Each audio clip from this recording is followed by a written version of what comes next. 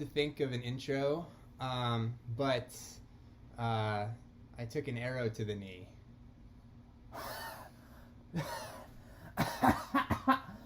Oh, that's fucking funny, dude. I know.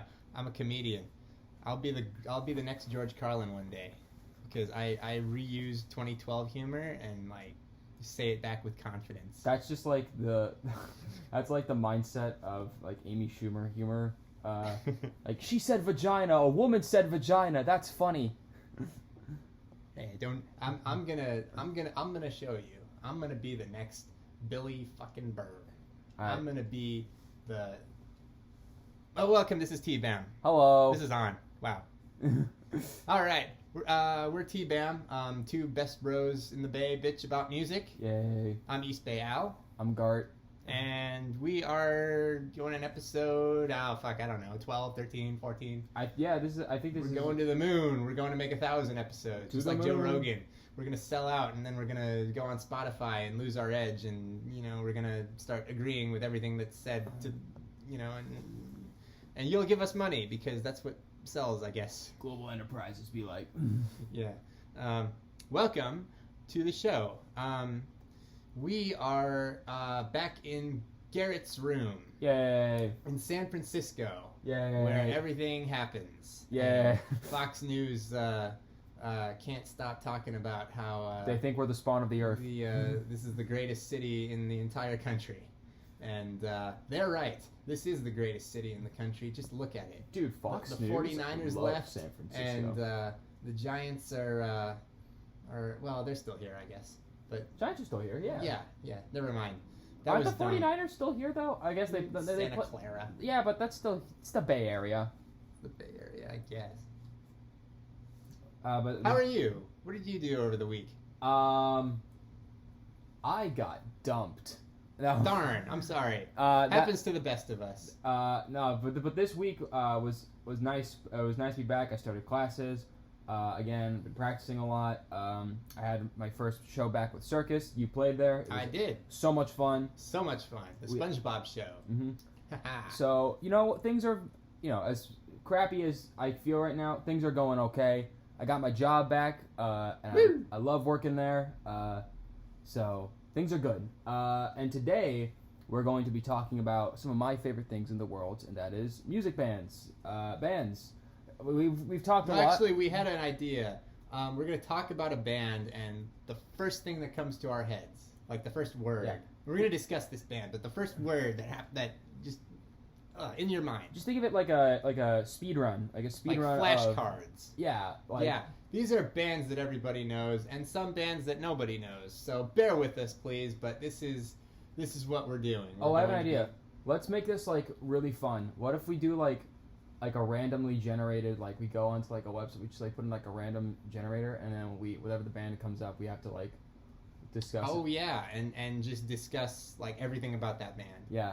Like what they mean to us, what they've given to the whole world, what their influence is, and if you like them or not. Because some of the bands I hate, but a lot of the bands I love. So like we'll have a difference of opinion on a lot of these things. Let's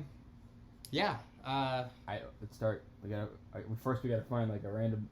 List. Is there like a list somewhere we can just? I don't know. I'm just gonna give you a band. All right, let's do it. All right. Pink Floyd. The best prog rock band of all time. I think Pink Floyd. Fuck moms with bangs, right? I love Michael, Leo, and the rest of the gang. If you're listening to this, I love you guys. You said Pink Floyd's the best. I know. That means moms with bangs isn't. Fuck moms with bangs, I guess. No. We're kidding. We love moms with bangs. Yeah, they're great. Pink Floyd is without a doubt up there in like top 10 greatest rock bands of all time. They just took the mold of rock and roll and like really experimented with it, and was just doing things that not a lot of other bands were doing at the time. And they created, in my opinion, one of, if not the best album of all time, which is The Wall, which hits really hard for me. That album hits incredibly close to home. It's a masterpiece. A lot of people call The Wall one of the best, albums in rock and roll. I think The Wall is just one of the best things to happen to music within the 20th century. I know that's a long shot, but I really do think that. Great. I'll tell you what I think about Pink Floyd. I have a very unique perspective on this band. I can't stand Dark Side of the Moon. I just have never gotten into it. I don't know why it's so famous. I don't know what people see in that album. I just don't. I don't get it. I do not get it. That's just me. I'm sorry. I just can't get into it. Well, do you kind of know like the inspiration behind it? No, I know nothing about it. So, I just have tried listening to it constantly, and I just can't get into it. So the story behind Dark Side of the Moon is the band got together and they talked about it's a concept album, and they decided what are some of the things in life that cause them the most stress or cause them the most grief, and they came up with it was time, money, existentialism, and death. It was death. And that's kind of what the album represents. It kind of represents going through the motions of that. So obviously, time and money, that's represented best in those songs. Yeah, I still I can't get into it because I just don't dig the songs. I think they're just kind of they just insist upon themselves. That sounded like a meme. It's like, oh, it insists upon itself, Lois. No, the individual songs are just not things that I would really care to listen to, ever. I don't know. Maybe I just am not giving it enough credit because that sounds like a good concept way to make an album. Mm-hmm. But oddly enough, I love The Wall. I think it's I get that. Yeah. I get, another brick in the wall, we don't need no education. Okay, you got me with that. I like that. I agree. Comfortably numb and, in the flesh. So I have a weird relationship with the band, and those are the only albums that I've ever listened to with that band. So I don't really have a complete opinion of that band. I don't know. I just like The Wall, and the movie's cool. I guess the movie's incredible. Yeah, I dug the movie and the album, but that's it. I've never really been a fan of that band. Would you like me to get out another one? Yeah. Should we do scene bands as well? Should we do local scene bands? Sure, but how about let's do the big boys first. Yeah, let's right? do. Yeah, let's the do main ones. All right. Evanescence. All right. I should know a lot about Evanescence, but truth be told, I don't. I only know. Well, you have to talk about that album. Uh-huh. You know the one. Yes. Yeah, the one that everyone knows.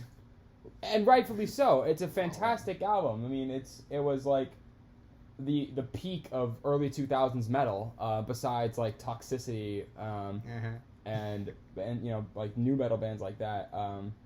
But I wish I could say more because I should listen to them more because I hear they're fantastic, and the vocalist for Evanescence is so good. She has such an amazing voice. She's iconic. Amazing. Absolutely. And that's really all I can say because I'm just gonna be honest. I really don't listen to them. I don't have a good excuse. I just don't. Wake me up inside. Can't wake up inside. That's an amazing song. It's a great song. Save me. Yeah, this whole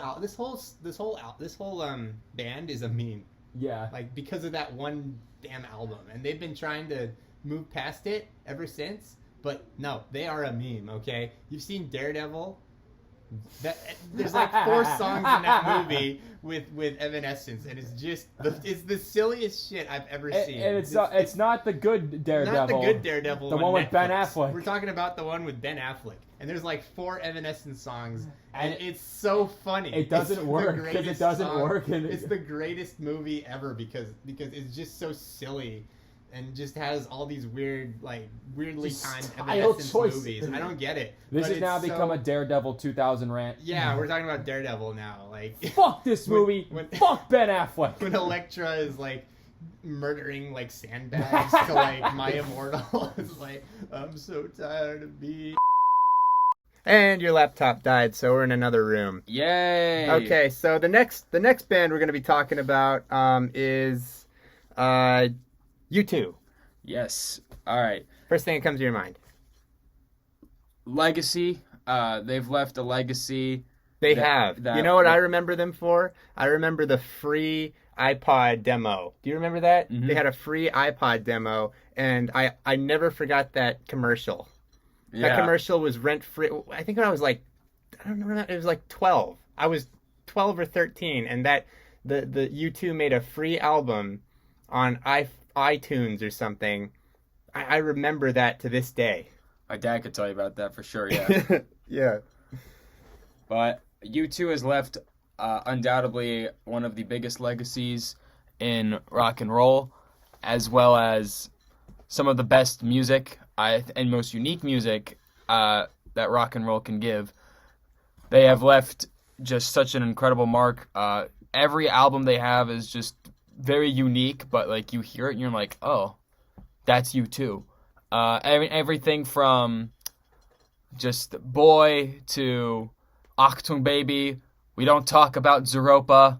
But then everything after that, Pop had Staring at the Sun, which I love Staring at the Sun. And then I think they just came in swinging with All You Can't Leave Behind. That's when I think they like showed their maturity, like, because they had been doing it now for, at that point, 30 years, I believe. Yeah, 30 years, and they just came out swinging. And no, 20. They were doing it for 20 years, because at that point it was 2000. The band formed in 1978, I believe. And are they the oldest band? Oh, like the oldest band ever. I can't think of a single band that's been around since 1976. I mean, the Beatles. Can you? Well, no, but they broke up. Yeah. Okay, you meant like that's been together. Yeah, that's still here. That's insane. That's what's special about them as well. Unless you count the residency right now, which, yeah, it is true. Larry Mullen is out, but it's because he's being operated on because his shoulder is, fucking dying. But ever since 1978, it's been those same four guys. It's been Larry Mullen Jr., The Edge, Adam Clayton, Bono. It's been those four. And I have to say, The Edge is an amazing name. Isn't it? It's so good. It's like a wrestler. It is a wrestler. Mm-hmm. There is a wrestler named Edge. So this dude owes him royalty checks. Well, actually, it's The Edge. The guitarist from U2 is The Edge. So actually, he doesn't. But yeah, I can't believe 1976. Like that's they must never meet each other like outside of practice, because I can tell you one thing, like 70, like with the chemistry that and the lives that happen and just overall just change in someone's life, it is near impossible for a band to stick together for like 15 years, let alone since 1976. That's 50 fucking years, right? 50. Over 50. More or less. Yeah. Plus, they 2006. give some of the best live shows I think I've ever seen. I just saw, about a month ago, I saw their residency in Las Vegas at the Sphere. One of the best goddamn shows I think I've ever seen. Holy shit, it was incredible. Not only were the visuals that they put in there were fantastic, the sound was incredible. They sounded great for their age, and also, they're one of those bands, even if they didn't have all of those imagery, I'd be just gawking at how just ecstatic they are. Like, they draw you in. Like, you can't take your eyes off of them. There's a swagger to them. There's just this something that they ooze with, like, sensuality, but also this maturity this like that they have been through so much. A band that's been around for 47 years has maturity. I'll tell you what. Unless they don't. I mean, it's rock and roll, so They seem just incredibly wise. They seem really fucking smart. Like they know what they're doing. And I've grown up with their music all my life, and they're a huge part of my life. So, yeah, U2 is incredible. U2. Okay, give me one. Give me a band from the Bay Area. How about that? A band from the Bay Area. Want to talk Rancid? Rancid, yes. Rancid is one of the best success stories in Oakland, not named Green Day. A band nonetheless that came out of the ashes. Like the band really, it hit rock bottom. There was no real way that it should have existed, but through sheer tenacity and Oaktown willpower, Rancid, Tim Armstrong, Matt Freeman, these guys are still going to this day with like, and they are burning at both candles. They're burning the end at both candles. Okay, whatever that means. They are relentless tourers and playing as fast. When you play that fast, like, oh yeah, you age faster. Like it takes a lot out of you. It's like the star that burns brightest, right?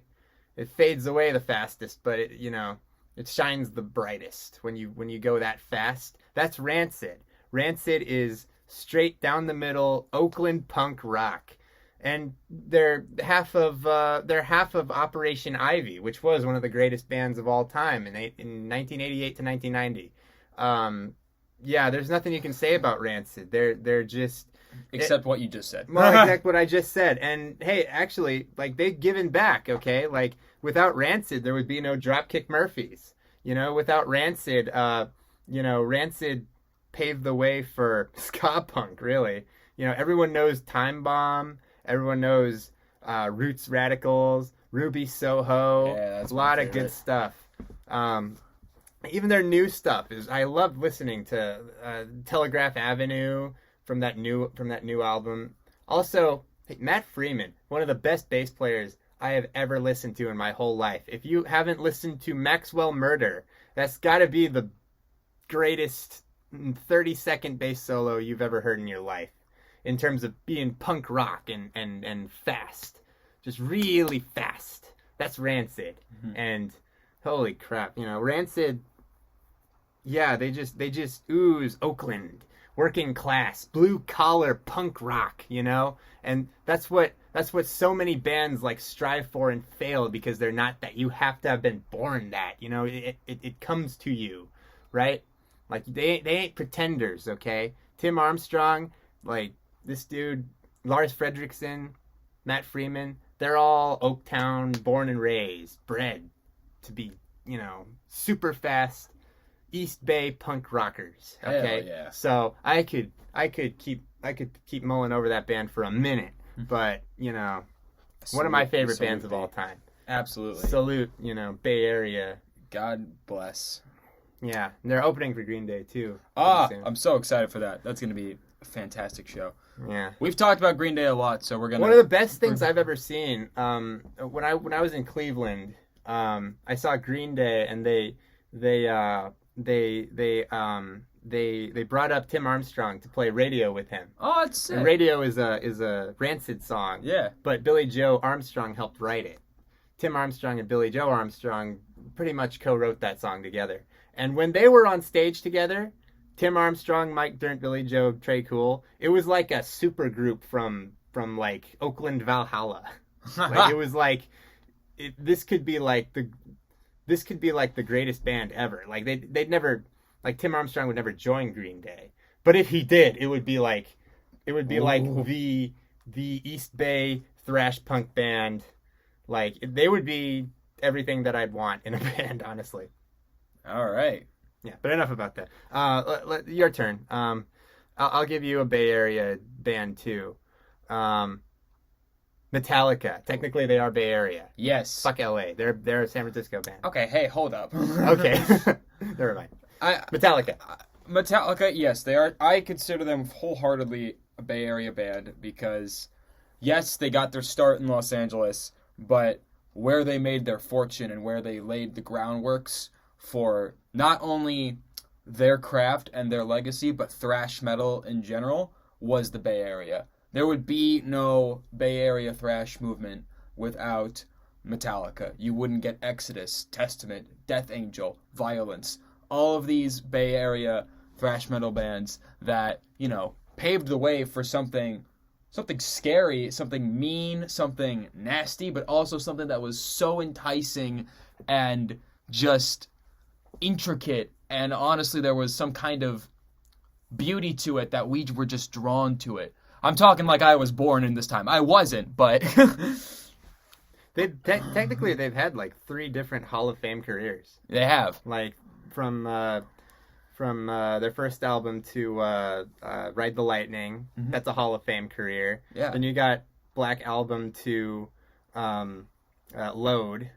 That's honestly a Hall of Fame career. And from Reload to now, honestly, that's pretty underrated. That's a pretty underrated career. So Metallica has reinvented themselves for better or for worse. They've pulled past every which kind of... They're kind of like the Simpsons. Like, they've done everything that a band can possibly go through. Metallica has done it. They've gone through every which kind of fight, and they've come out stronger. You know, that's commendable for any band, really. Yeah.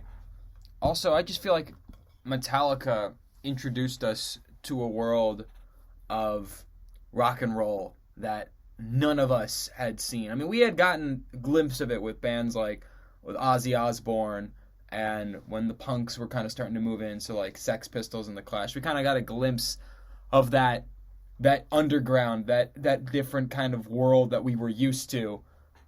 Metallica brought it to the forefront. It was in your face, it was relentless, it was mean, unforgiving, and honestly, I gotta respect the hell out of that, because not only, normally if it was just like some noise band, like some noise stuff like that, I would just be like, all right, this is garbage, it's boring, and it means nothing, it's just shock value. For me, I hate shock value. That's why I don't like listening to grindcore, black metal, and death metal and stuff, unless it's death. Death is pretty cool. But Metallica, there was just this built-up angst that you feel when the world just pushes you down and you can't put it into words. You can only put it into sounds and to feelings. But imagine if those feelings just absolutely shredded the best guitar solo you probably ever heard. And also some of the fastest just riffs you could have imagined, with these dark overtones and these scary lyrics and this new world that was honestly kind of frightening, but something about it just kept drawing us in. And I think they've done an amazing job for themselves. To this day, I would call them like the best and most important metal band, besides Iron Maiden, to ever exist. And also, they've just done so much for the world of rock and roll. And also, they're a band that just really, really cares about their fan base.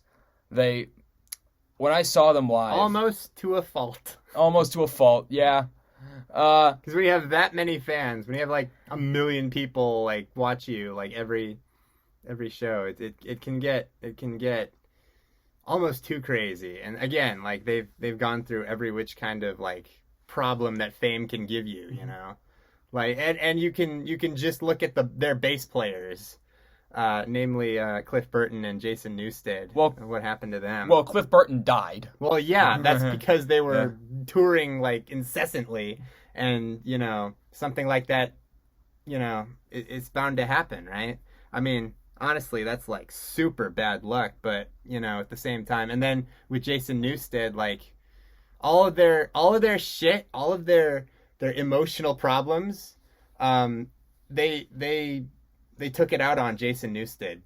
And that can happen in a band that gets that big, like, hey, you were never with us from the beginning. Like, egos are a fragile thing, you know, and so, yeah, this band has gone through a lot of growth and a lot of character development, you know. Like they've gone through like Prince Zuko and Avatar amounts of character development. Now they're almost you can't even like, I mean, look at them. They're like dads now. They are but dads. They still look pretty they look like metalheads.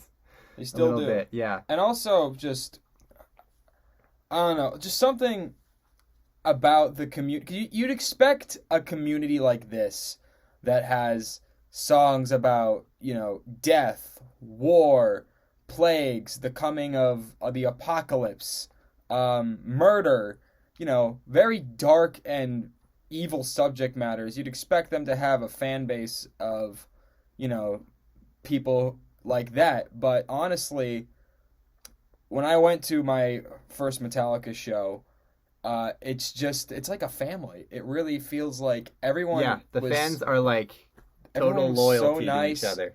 And when the band talked about their fan base, they kept calling them family.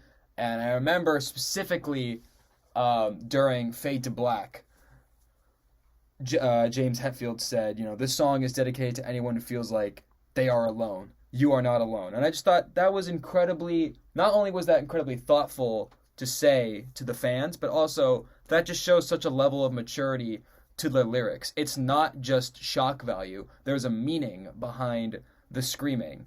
There's a method to the madness. And, so yeah, of course. Metallica, one of the most important heavy metal bands to ever exist. And in my opinion, probably the most important band to come out of the Bay Area, if I'm being honest. Well, in terms of sheer numbers, money. Yeah. Yeah, probably. I mean, yeah. St. Anger still sucks, though. Okay, give me a water.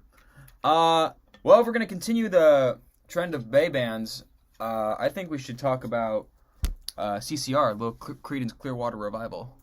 Creedence Clearwater Revival. Okay, this band, in 1970, this band was the biggest band in the history of the world. Let that sink in for a minute, okay? And these were just 4 fucking losers from El Cerrito, California. Okay, that's where Closet Monster's from. Yeah. See, this is like deep shit. Okay, we're from the Bay Area. We're 2 Bay bros that bitch about music. Okay, Creedence, those are my boys. Okay, these guys light me up like nothing other. Okay, these guys are just 4 friends. Okay, they're 4 friends. See, you know why the dude said in The Big Lebowski, I hate the fucking Eagles, man, and he listened to Creedence all the time? It's because the Eagles were session musicians, okay? They didn't like each other, right? They were just really good, and they just said, okay, we'll do this for the money. No, Creedence, fuck that. Creedence were friends, okay? And they were all about the music and companionship, all right? They loved music, and that was it, okay? John Fogerty and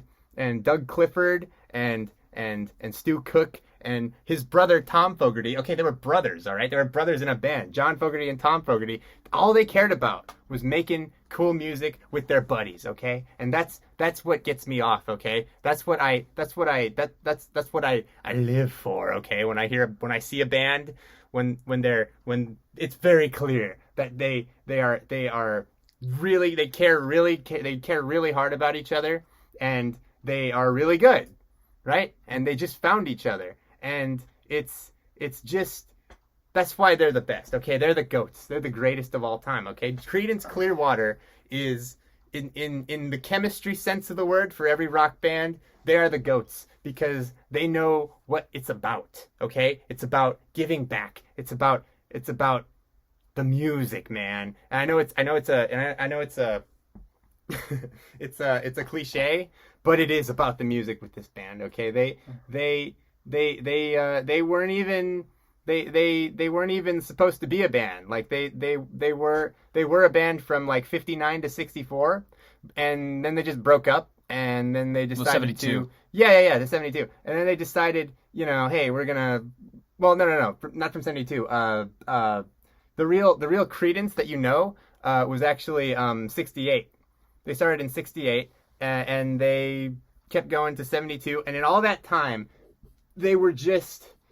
John Fogerty made, like, hit after hit that really meant something. It really mattered, okay? Like, we still listen to what's the Vietnam song, their big hit, Fortunate Son. We all listen to that because it's the best anti-war song that was ever made, right?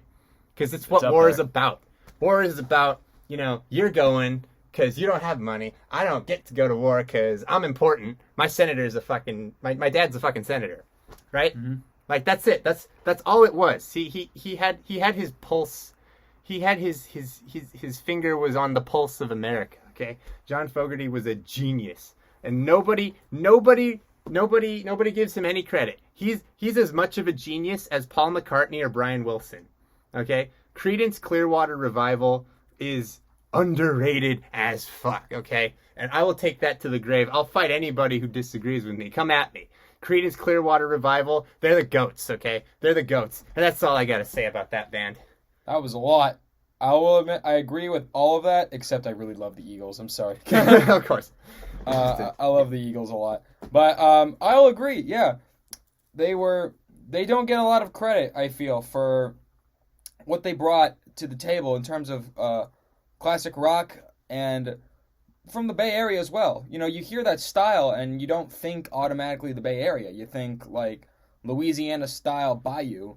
That's because John Fogerty was a cultured man, okay? He was intelligent, and he knew where music came from. It was in the South. It was in, like, blues, rock and roll, shit like that, And what else did he hate? He hated major corporations taking your music and making it something it wasn't, right? That's what he hated the most, and that's what every artist should hate more than anything, is mega corporations in suits thinking that they know better than you, okay? The artist. You know better because you're the artist. They don't know shit, okay? And that's what needs to happen. It needs to be a line in the sand, right? And John Fogerty made a line in the sand. That's why CCR was never run into the ground, okay? They were never they did what they had to do. In 1970, they were number one, okay? They were the number one rock and roll band in the world, okay? That's all you need, really. You're on top.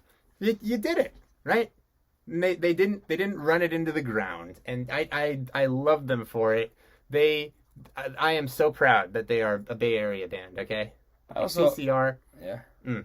Also, I feel like their political messages were delivered in such a very in a genius way, to be honest. Because honestly, like what you would hear in CCR songs like "Better Run Through the Jungle," "Fortunate Son," songs like that, or what you would hear probably in a modern day punk song, but it was compacted in a way that was just very, how do I put it, accessible to the ear at the time, and. Right. It still kind of had that edge. Yes. A lot of the Fogertys were well read, and they punched up, and that's what punk rock's all about, really. Yeah. And we talked about that.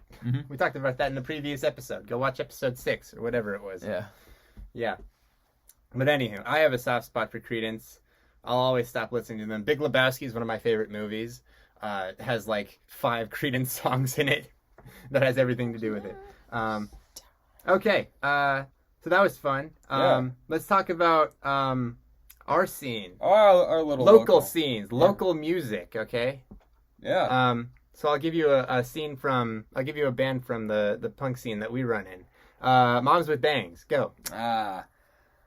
So they were my very first bass scene band. They were the first bass scene band I ever saw. They were? Yeah, they were. Oh, wow. And I did not know that. I remember just hearing them for the first time and just thinking, what the fuck was that? What in God's name did I just hear? And for some reason, I was just so enticed by these guys that when I saw them on the poster for Toxic Beach at Control-A-Palooza back in September of 2021, I was like, I gotta go back and see these motherfuckers. And a funny little story I have with them was the second time I was seeing them, their guitarist got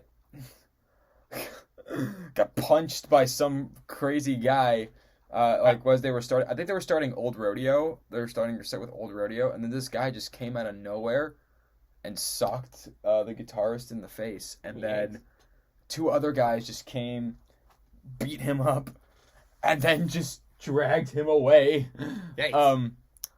And we never saw that guy again. And then Austin, a guitarist's name, Austin just came out and was like, that was a bad song to start off with. It's pretty heavy. So that's the funny little story I have with them. But after seeing them a couple of times and like really getting familiar with their sound, I think that they are one of the most unique punk bands that I have ever listened to, for real. They've combined all of these elements of progressive rock, got elements of ska, elements of jazz, elements of hardcore punk, and in this beautiful concoction that shouldn't work, but somehow it does. And I think they are incredible. They are geniuses. No wonder Jello Biafra likes them. They do? I mean, he does? Jello Biafra, yeah. Oh, hell yeah. Them. So, I mean, if that's not praise in and of itself, like, I don't know. So, to my friends and moms with bangs, you guys are awesome. Thank you for writing amazing music. Thanks for being cool. And, yeah. They're progressive rock, aren't they? Yeah, a lot of but just like Pink Floyd. Mm-hmm. Yeah, we played with them at the Phoenix very recently. We for those of you who don't know, me and Garrett are now in a band, and we played with them. We played with Moms with Bangs at the Phoenix, and I got to meet them. They're so nice. Like those guys are really, really good people. They're also really fucking insane. Yeah, like in all of the best unhinged, ways. absolutely like, total unhinged theater little kids on the stage, little like, total monsters. But I love them. them. They dress up. They played like perfect charisma on stage, great chemistry, loved the drummer. I made friends with the keyboard player even before I knew like anything about Moms with Bangs. Like they're all really good people. Yeah. I really like listening to them that day at the Phoenix. Yeah. Okay, give me one. Straight Jacket, our boys. Our boys. Straight Jacket is one of the greatest up and rising stars in the Bay Area. In 10 years, I predict they'll be a household name. I swear to God, they are so tight. Everything about that band is tight as fuck. It's one of the best bands that I look forward to seeing them every time they announce a show, and just every single member, Jackson, Fabian, Nate, they're just one of my best friends. Individually, they're just incredible people, and they're chill. Like I crash their practices sometimes, and like a real stick up their ass band would go, "What the fuck are you doing? Like this is our time. Get the fuck out of here." Not them. These guys are really chill, and they let me watch their practices, and it's so amazing to see them just fiddle about, like just play. Like one time I saw them play the entire Scott Pilgrim discography. Huh. They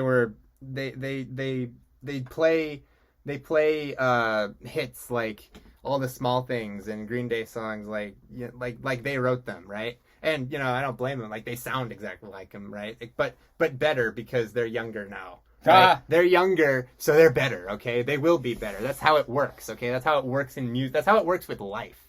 Okay, that's why old people are always, back in my day, when you were the young guy, right? But now it's the young shall inherit the earth. Okay, that's how it always goes.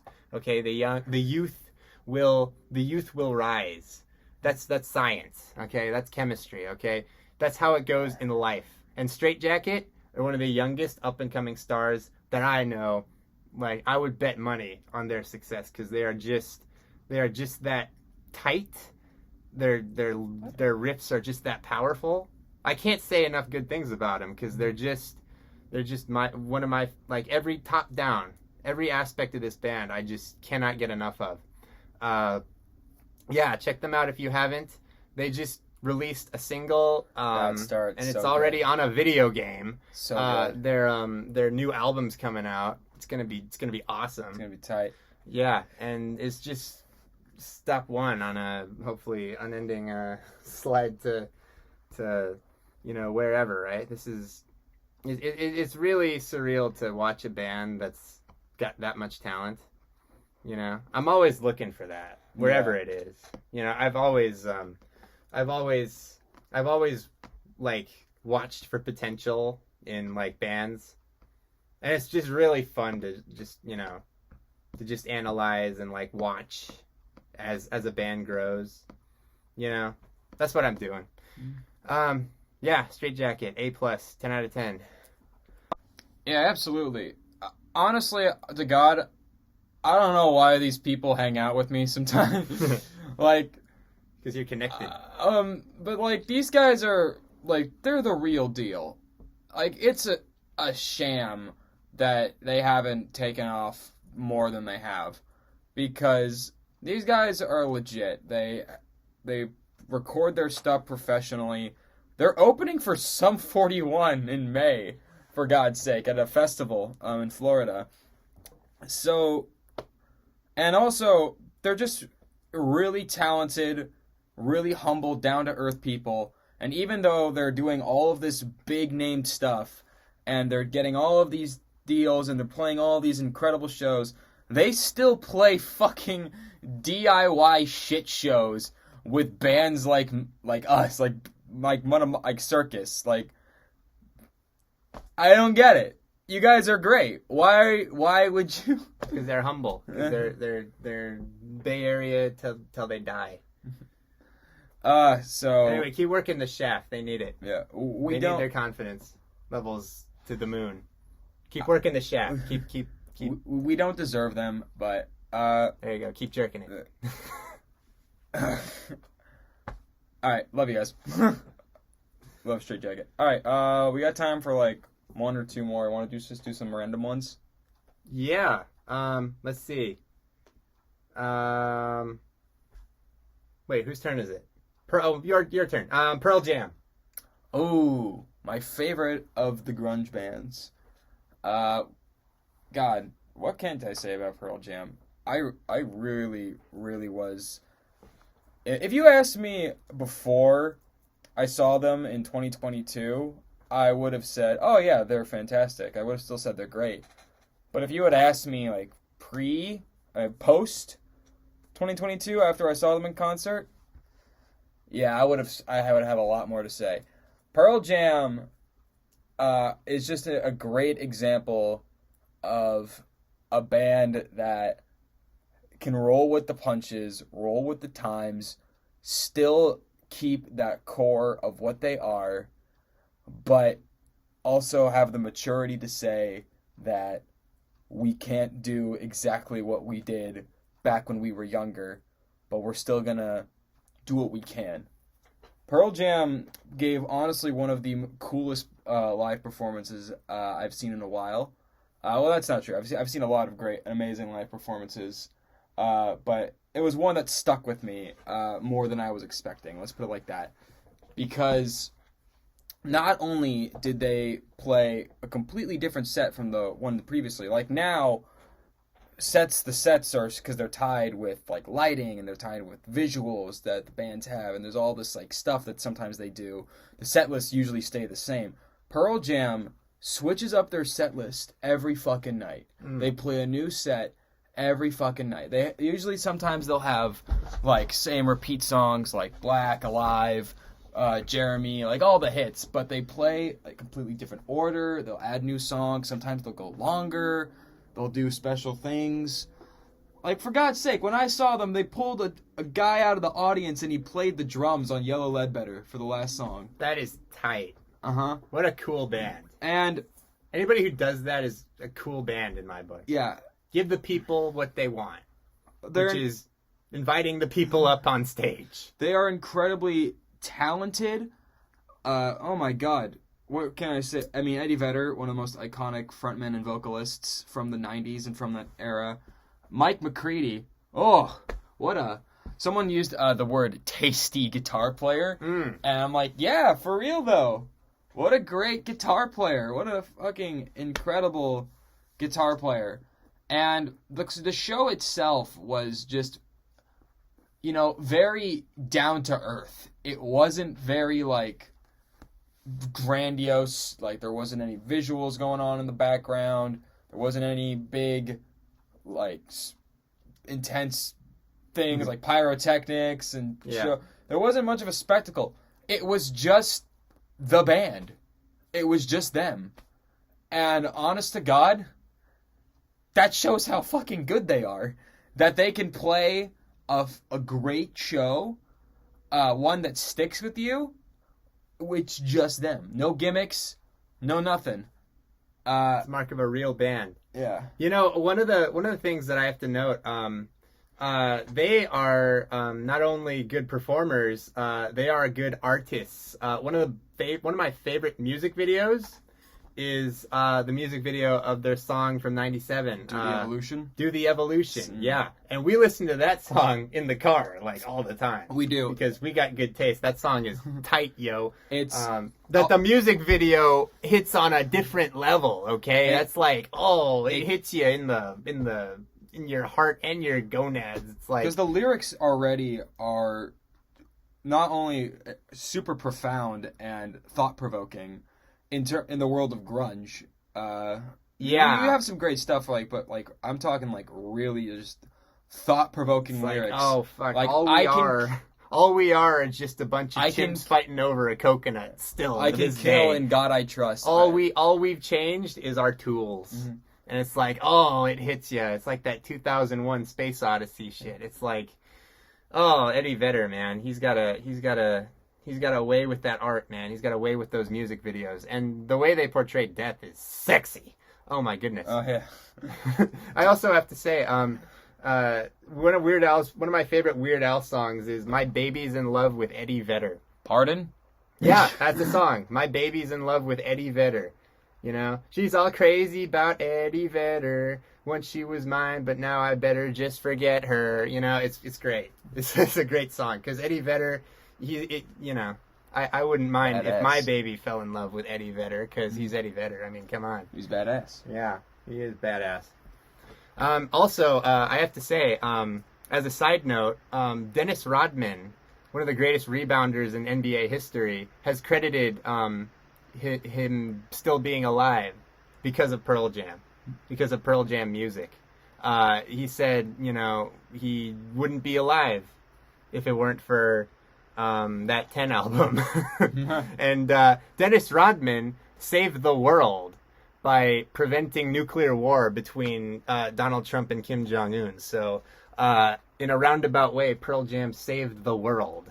So, yeah, stick that in the bank. All right. We got time for one more, and I got to ask you, so... I'm just going to think off the top of my head. Am I wearing a... No. And then I will. Yeah. So, Alex, you want to talk about the Dropkick Murphys? Why, yes, I do. In fact, the Dropkick Murphys are one of the best bands just for the fact that they have bagpipes, okay? When you have bagpipes in your band, you are instantly one of the top 5 bands on the market today in rock and roll. Because, that's homeschool Irish punk, baby. That's where it all comes. That's like the working man. That's why they wrote the Workers song, because they're like blue collar as fuck. The Dropkick Murphys, they have a song on The Departed, the Shipping Up to Boston. Oh man, and they have some of the funniest ending songs ever. Kiss Me I'm Shit-Faced is hilarious. I sing it at karaoke every Tuesday. The Blackout album is in fire. The Warriors Code album is one of the best things I've ever listened to in my life. Captain Kelly's Kitchen, the Wicked Sensitive Crew, Your Spirit's Alive. All these songs are like my type of music, man. Quick punk rock with Irish blue collar working class roots, baby. Because I'm part Irish, so I get that gives me hard, man. When you get and they have 2 singers that a heavy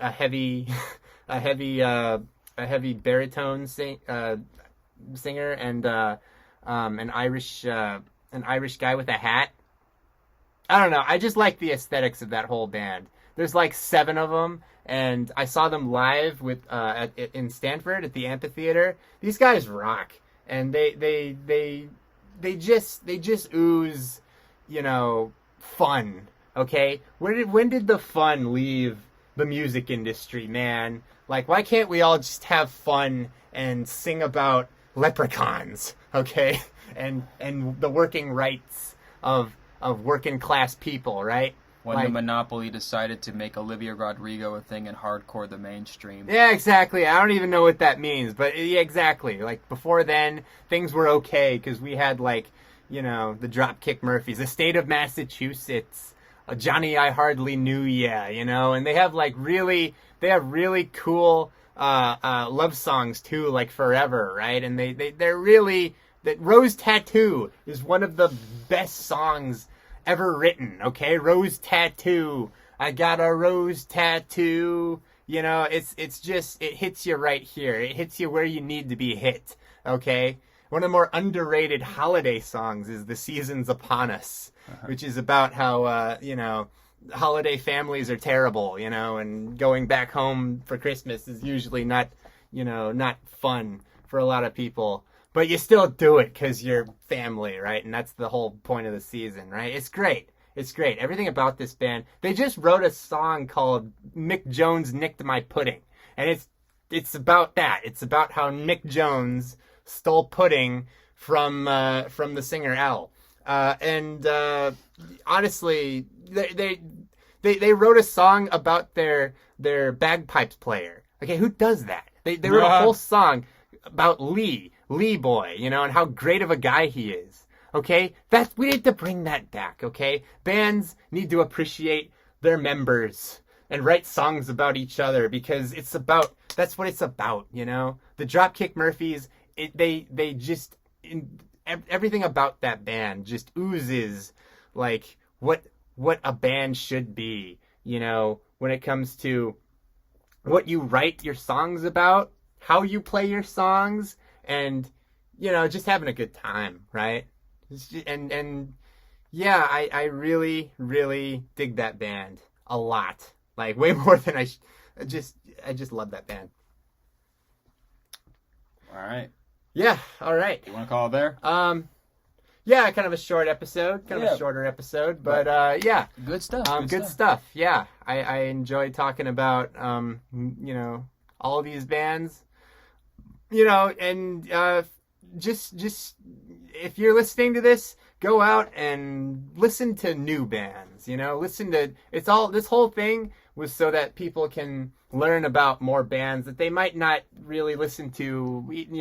If they didn't hear this. Right? And if you want to start a band, go start a band and practice and sound like shit. And know that that's okay. Well, that goes without saying. Yeah. Always start new art wherever you are. Mm-hmm. And don't never be afraid to start right now, because the right time is the right time, which is the night time, which is what we're at right now. The point is, now is the right time. Now is the time. All right. Well, this has been TBBAM. Thank you. I'm East Bay Al. I'm Garrett. Okay. Thank you for listening. Thank you. Bye. Bye.